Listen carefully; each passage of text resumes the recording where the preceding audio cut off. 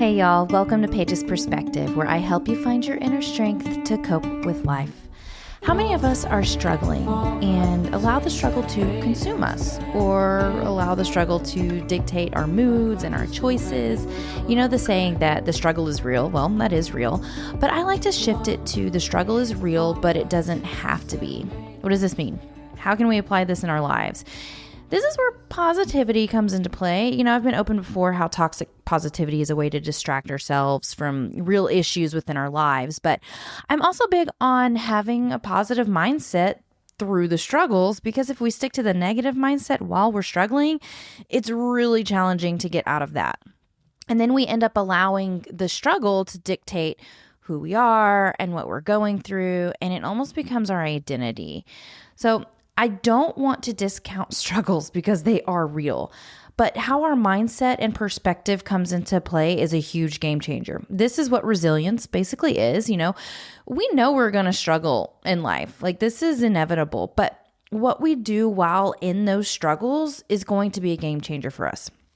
So let's break down some struggles and how we can shift our mindset to help us not be consumed by them or allow them to dictate our choices. So I'll start with the basic everyday struggles that some people may have, and then I'll dig deeper into how spouses and partners may be struggling within their certain dynamics where addiction is involved. But I do think that if we just do the basics or start with the basics, a lot of other things will fall into place over time within our lives, because life skills are important, right? Regardless of our relationship status and if addiction is even part of it. These episodes are meant to help you think outside the box to gain some extra tools for your toolbox. So, okay, basic everyday struggles. Exercising when you're tired, unmotivated, or drained. Yep, I'm going to go here because I have a lot of experience with this, and it's an important topic to discuss. If we've been still for a long period of time, exercising is going to feel like a struggle. It will feel extremely challenging. And it doesn't help that we live in a society where not exercising is actually normalized. Guys, exercising is literally necessary to thrive. It's science. It's going back to the basics of living.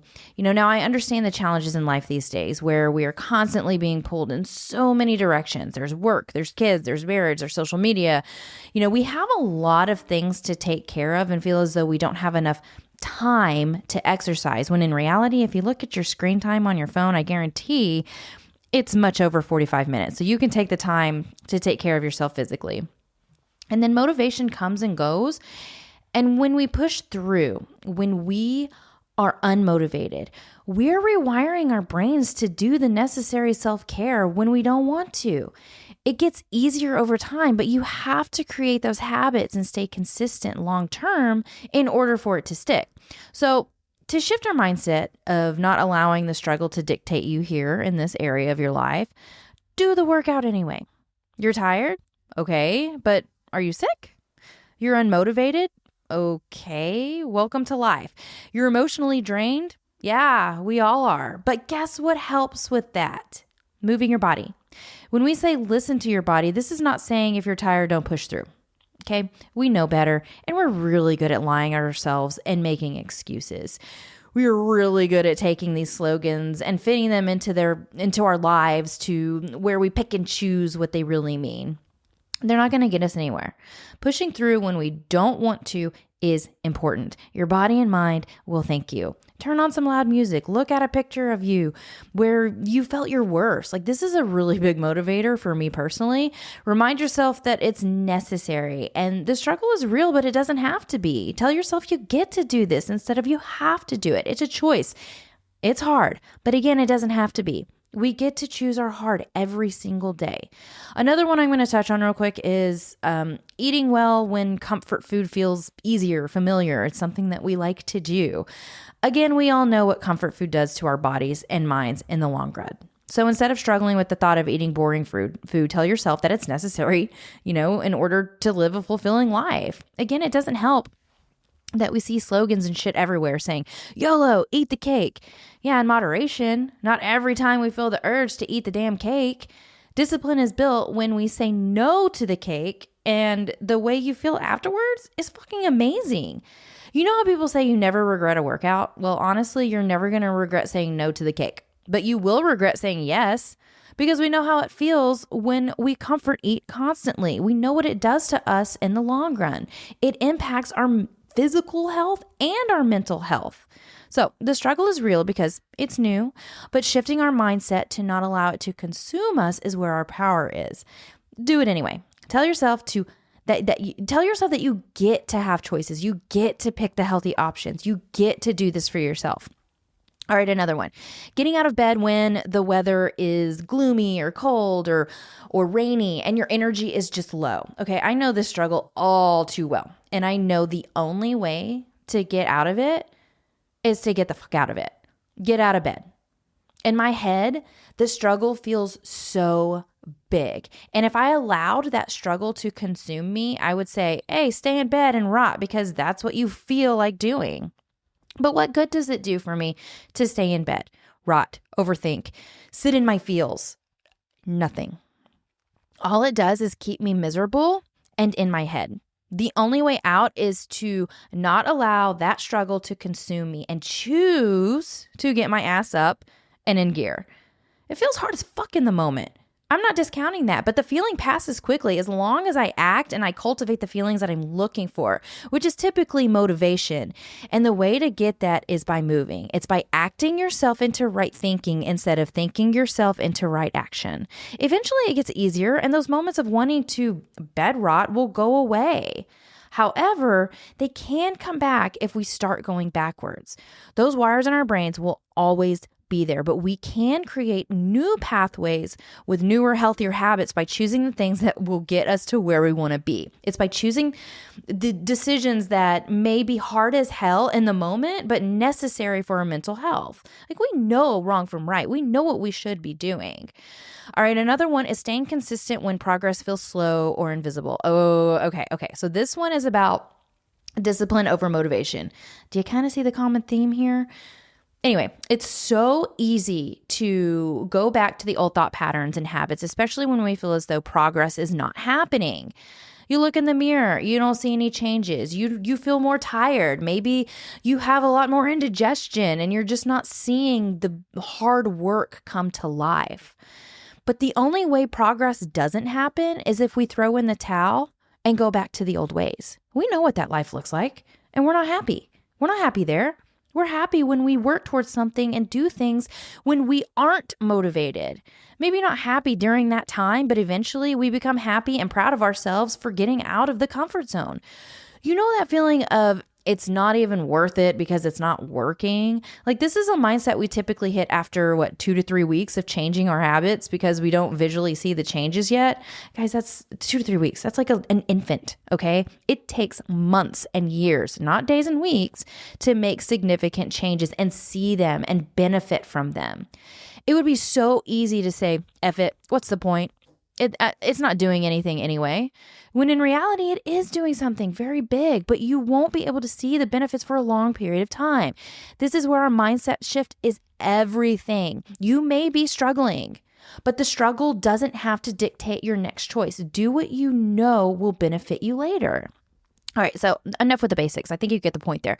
Let's break down some struggles you may be feeling when it comes to, your relationship.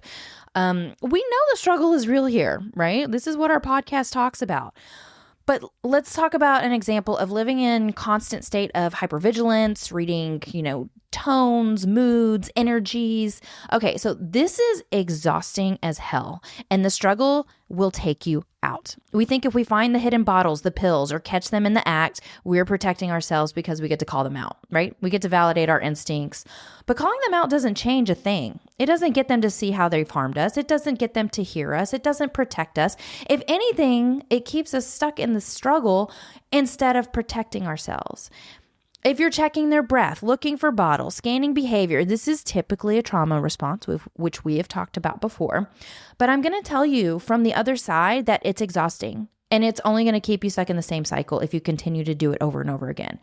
To remove the struggle, you have to ask yourself, what are you going to do with the information you find? If I smell alcohol, what's my response? If I find something, what boundary do I hold? Same with reading tone, moods, and energy. What are we going to do with the information? You know what to expect because the patterns are always the same. You know how they react. You know how their moods are. You've been aware for quite some time, but in order to not struggle, we must ask ourselves, what are we going to do with the patterns of moods, tones, and energy? We ask ourselves if this is what we want in a relationship. We ask if we are living by our values. We ask, what are we going to do about it? And I'm not referring to communication. That doesn't work. I'm talking about protecting yourself and understanding it is no way to live being hypervigilant or constantly scanning for moods.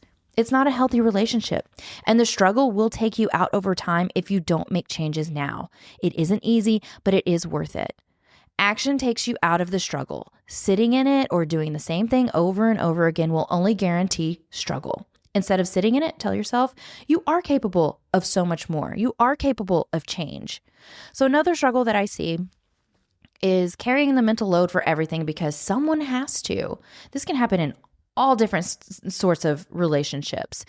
The struggle is real, but it doesn't have to be. Let's reframe this a bit. Instead of saying that you have to do these things, say you choose to do these things. The resentment is going to build up eventually, even when you change the language. However, change it to I choose to do these things, but they may not be your choice forever, right? This is just your choice for today. Stability may be a value of yours. And you do whatever you can to keep the wheels in motion, but eventually it will break. You can choose to carry the load today without choosing a life where you carry it alone. There may come a point where you are out of this relationship and realize, damn, you know what? I carried a lot, but I was able to do that. That's a big deal. I don't encourage people to carry the mental load all alone for the rest of your life because that is not a way to live in a marriage. However, in order to get you through the struggle, the mindset reframe of I'm choosing instead of I have to is a total game changer. All right, another struggle. Let's be real. Just about every day while in a relationship with someone struggling with addiction can be a damn struggle. All right. What will the day look like? Will things ever change? How do I take care of myself in this chaos? How did we get here? Will our finances ever be in line? Will my kids be okay? Will I ever feel like myself again? Reframing this looks like saying the struggle is temporary as long as I am taking action day by day to live by my values, to build myself up, to get out of the chaos. Our perspective is everything, guys. It's everything. Knowing things are temporary as long as we are changing daily is sometimes enough motivation to keep you going. Saying things like, well, you know what? This is just my life and I have to accept it. That's going to keep you in the struggle. We can accept how our lives are right now and make changes to actually live instead of just survive. We don't have to accept this as our life. We have options. We have tools. We have resources to help shift our mindset to make the changes necessary, not only for us, but for our kids if we have any. So again, I know the struggle is real. I hear you. I see you. You are not alone. But what are we going to do about it? How can we acknowledge the struggle while making important changes that benefit us later? That's what we're here for. We don't allow others to stay stuck in the struggle. We encourage them to use it as fuel and reframe it as temporary, as long as we are making healthy choices daily. If you feel like you're struggling and need a little bit of extra guidance and some support, check out our program, reclaiming-you.com. We guide you through self-paced videos and exercises to help you trust yourself again so that you can begin living the life that you want to live. I hope this is a helpful tool in your tool belt or toolbox to get you thinking about your struggles and how to reframe them. Use them as fuel to make necessary changes within your life. The struggle is real, but it doesn't have to be. That's all I have for this week. Until next time, I'm Paige. Bye.